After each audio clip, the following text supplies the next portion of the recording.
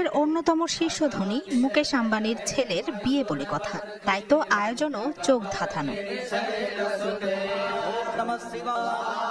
জামনগর থেকে ইতালি অনন্ত আম্বানি ও রাধিকা মার্চেন্টের বিয়ে উপলক্ষে মার্চ মাস থেকেই দেশে বিদেশে হয়েছে জমকালো প্রি ওয়েডিং সেরেমনি। অবশেষে এসেছে বিয়ের মাহেন্দ্রক্ষণ। আম্বানি পুত্রের বিয়ে এখন ভারতের টক অব দ্য টাউন। শুধু ভারত বললে ভুল হবে, এ নিয়ে বিশ্বজুড়েই চলছে নানা গসিপ। বিয়ের অতিথির তালিকাতে আছে চমক।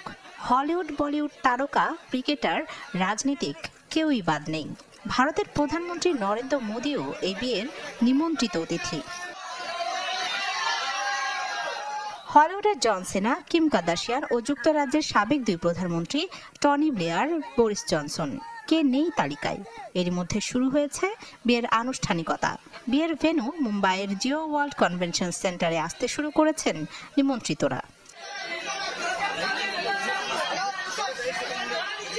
ফোর্বস ম্যাগাজিনের তথ্য মতে ৬৬ বছর বয়সী মুকেশ আম্বানি বর্তমান বিশ্বের ১০ম ধনী ব্যক্তি।